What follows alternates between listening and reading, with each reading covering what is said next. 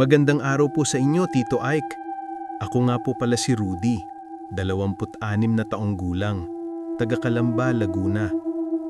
Hindi ko po alam kung maniniwala kayo sa ikukwento ko, pero simula nang nangyari ang lahat ng to, hindi na po ako muling naging payapa sa sarili kong bahay.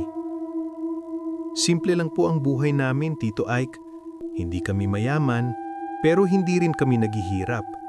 May sarili kaming bahay, maliit, sementado, may bubong na yero, may maayos na gate kahit kalawangin na ng konti. May trabaho ako sa isang maliit na planta. Ang nanay ko, nagtitinda ng ulam tuwing umaga. Ang tatay ko, tahimik lang, pero ramdam mo yung pagod sa katawan. Masaya kami, tahimik, walang kaaway. Akala lang pala namin. May kapitbahay kami, Tito Ike. Tawagin na lang natin siyang Aling Cora. Simula pa lang, ramdam mo na yung inggit sa mga mata niya. Kahit simpleng bagay lang, ay, may electric fan kayo? May bagong sapatos ka na naman? May handa na naman kayo? Hindi naman kami nagyayabang, pero sa bawat tanong niya, parang may kasamang sama ng loob. Madalas ko siyang mahuling nakatingin sa bahay namin, lalo na kapag gabi. Tahimik lang siya, pero yung tingin niya parang may binibilang. Isang gabi, Tito Ike, pag-uwi ko galing trabaho, may naamoy akong parang kandila. Hindi ordinaryong kandila ha, parang sunog na langis, may halong bulok. Akala ko guni-guni lang, hanggang sa napansin ko, may itim na tutulong kandila sa may tapat ng gate namin. Hindi pasindi, pero may tunaw na itim na wax. Kinabahan ako. Kinabukasan, may matandang babae na dumaan. Bigla niya akong tinignan at sinabi, "Iho, may nakatanim na galit sa bakuran niyo." Nanlamig ang batok ko. Hindi pa niya tapos ang sasabihin, umalis na siya. Noong gabing yon, Tito Ike, habang natutulog ako, nanaginip ako. May itim na kandilang nakasindi sa tabi ng kama ko. Unti-unti itong natutunaw at bawat patak ng wax, pangalan ko ang binubuo. Nagising akong pawis na pawis at mula sa labas ng bahay, may narinig akong pabulong, "Hindi ka dapat masaya." Tito Ike, kung akala ko po noong una ay panaginip lang ang lahat, dito ko na po napatunayan na may gumagalaw na masama sa paligid namin. Simula noong gabing napanaginipan ko ang itim na kandila, hindi na po bumalik sa dati ang buhay ko. Nagising ako isang umaga na sobrang bigat ng katawan ko. Parang buong gabi akong binugbog. Masakit ang likod, masakit ang batok, at yung dibdib ko, parang may nakadagan. Sabi ng nanay ko, "Anak, bakit parang nangingitim yung ilalim ng mata mo?" Tumingin ako sa salamin. Tito Ike, parang may uling na ipinahid sa mukha ko. Habang nag-aalmusal kami, biglang bumalik yung amoy. Itim na kandila. Hindi ko na kinaya. Lumabas ako ng bahay at doon ko nakita. Sa gilid ng bakod namin, may nakatayong kandila. Nakasindi na siya ngayon. Walang hangin, pero kumukurap ang apoy na parang may sariling buhay. Pag-angat ko ng tingin, nakita ko si Aling Cora. Nakatayo lang siya sa tapat ng bahay nila. Nakangiti. Hindi normal na ngiti. Parang may hinihintay siyang mangyari. Nang magtama ang mga mata namin, dahan-dahan siyang pumasok sa loob ng bahay. At biglang namatay ang kandila. Kinagabihan, Tito Ike, habang nasa trabaho ako, bigla na lang akong nahilo. Umiikot ang paligid. Nang hawakan ko ang dibdib ko, parang may nasusunog sa loob. Isinugod ako sa klinik. Normal ang BP, normal ang ECG. Sabi ng nurse, "Sir, parang wala naman pong problema." Pero ramdam ko, may mali. Noong gabing yun, hindi ako agad nakatulog. hanggang sa biglang may narinig ako. Tik, tik, tik. Parang tumutulong kandiya. Pagmulat ko ng mata, may nakita akong liwanag sa may paanan ng kama. Isang itim na kandila. Mas malaki na siya ngayon. May mga buhok na nakapulupot sa katawan nito. May mga piraso ng papel na may sulat. Pangalan ko. Buong pangalan ko. At may bumulong. Unang sindi pa lang to. Kinabukasan, nilapitan ako ng nanay ko. Mahina ang boses niya. Anak, may nakita akong itinapon sa likod ng bahay. Pinakita niya sa akin, isang supot.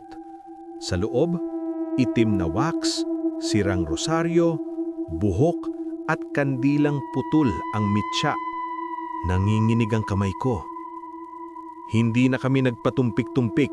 Pinuntahan namin ang matandang babae na minsang nagbabala sa akin. Pagpasok pa lang namin, sinabi niya agad, nakasindi na ang kandila.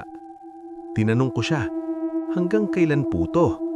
Sumagot siya ng diretsyo, hanggat may inggit at hanggat hindi ka nauuna. Pag-uwi namin, Tito Ike, may nakita akong bagong kandila sa mismong harap ng pintuan namin.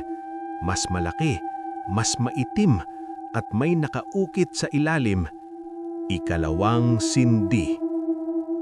At mula sa kabilang bahay, narinig ko ang tawa ni Aling Cora.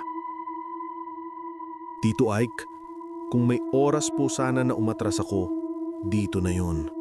Pero kapag nasindihan na ang itim na kandila, wala nang atrasan. Nagising ako isang umaga na may lasa ng bakal sa bibig ko. Pagdura ko sa lababo, dugo. Hindi marami, pero sapat para manginig ang tuhod ko. Pagtingin ko sa salamin, may itim na marka sa leeg ko. Parang tunaw na kandila na dumikit sa balat. Pumasok pa rin ako sa trabaho. Ayokong maghinala ang mga kasama ko. Pero habang nagbubuhat ako, biglang nawalan ng lakas ang kanan kong braso. Parang may humila pababa. Bumagsak ako. Narinig ko ang boses sa isip ko. Ikatlong gabi na. Noong gabing iyon, Tito Ike, may tumawag sa cellphone ko. Unknown number. Pagsagot ko, walang boses, kundi ang tunog ng kandilang natutunaw at isang mahinang tawa ng babae. Bumalik kami sa albularyo. Pagkakita pa lang niya sa akin, napaupo siya. Ikatlong sindi na to, sabi niya. At sa ikatlo, may kinukuha na. Tinanong ko kung ano. Sumagot siya, kalusugan muna, bago ang buhay. Noong gabing iyon, pinilit kong hindi matulog. Pero nang pumikit ako, nasa isang madilim akong silid. Sa gitna, may tatlong itim na kandila. Ang ikatlo, ako mismo ang humahawak at habang nasusunog ito, ang kanan kong kamay ang natutunaw. Nagising akong sumisigaw. Kinabukasan, Tito Ike, lumapit sa akin si Aling Cora. Ngumiti siya. Rudy, parang pumapayat ka. Hinawakan niya ang braso ko at biglang nawala ang pakiramdam ko roon. Natawa siya ng mahina. Pag-uwi ko, may itim na kandila sa altar namin. Walang nagsindi, pero nakaapoy. At sa tabi nito, may larawan ko. May itim na tulo sa mata. Sinubukan ng albularyo ang pagbasag ng kandila, pero sa bawat hampas niya, nasasaktan ako. Hanggang sa sumigaw siya, hindi ikaw ang sinusunog, kundi ikaw ang kandila. Bago ako mawalan ng malay, narinig ko ang boses ni Aling Cora sa labas. Tatlo pa. At sa sahig, may nakasulat sa itim na wax. Tito Ike, kung may mas masakit pa sa sakit ng katawan, iyon ay ang malaman mong may taong handang pumatay para lang bumagsak ka. Nagising ako sa ospital. May benda ang kanang braso ko. May dextrose sa kamay. Pero ang una kong narinig, Rudy, patay na si tatay. Parang may sumabog sa ulo ko. Inatake raw sa puso, biglaan, walang senyales. Pero Tito Ike, alam kong hindi iyon natural. Sa burol ng tatay ko, habang nagdarasal ang mga tao, may naamoy akong pamilyar, itim na kandila. Pagtingin ko sa likod ng kabaong, may munting kandila na nakaipit sa paso ng bulaklak. Patay ang apoy, pero ramdam ko, tapos na ang alay. Bumalik ako sa albularyo, mag-isa. Umupo siya sa harap ko at sinabi, "Hindi ka lang sinisira, Rudy. Pinapalitan ka." Hindi ko maintindihan. Pinaliwanag niya. Ang inggit ng kapitbahay mo, hindi lang dahil sa pera. Gusto niya ang buhay na meron ka. Nanlamig ako.